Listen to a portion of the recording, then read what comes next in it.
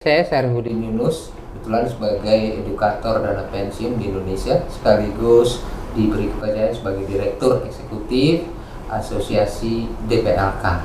Sejak tahun 1999, saya sudah menekuni mengenai industri dana pensiun lembaga keuangan. Jadi DPLK itu sangat penting buat masyarakat Indonesia, pekerja maupun pemberi kerja.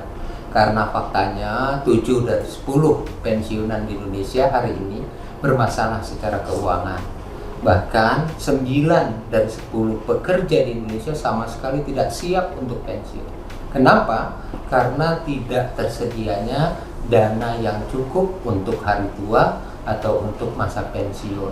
Oleh karena itu, untuk menghindari dalam istilah kita merananya di masa pensiun, kita perlu menyiapkan dana pensiun sejak dini, berapapun besarnya, tapi harus dimulai dari sekarang untuk menyiapkan dana pensiun kita yang dipakai pada saat kita di hari tua atau saat pensiun.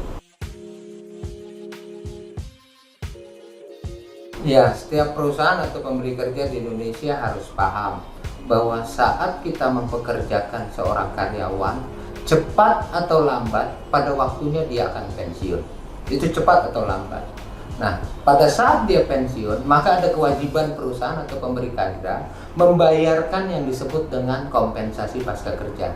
Pembayaran ini sering dikenal dengan nama uang pesangon. Uang pesangon itu wajib bayar akibat 1. Karyawan itu pensiun, 2. Karyawan itu meninggal dunia, atau ketiga, karyawan itu di PHK. Maka bagaimana perusahaan itu bisa membayarkan? Kalau dia tersedia uangnya.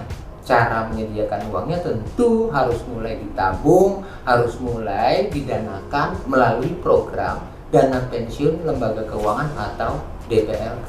Jadi kendaraan yang paling pas untuk pemberi kerja atau perusahaan dalam mendanakan kompensasi pasca kerja atau uang pensiun karyawan, satu-satunya adalah di DPLK, bukan di asuransi pensiun atau asuransi pesangon. Karena itu pemberi kerja, perusahaan dimanapun harus mulai mendanakan program pensiun melalui DPLK untuk pembayaran kompensasi pasca kerja kepada para karyawannya. Ingat, cepat atau lambat pasti akan dibayarkan oleh perusahaan atau pemberi kerja.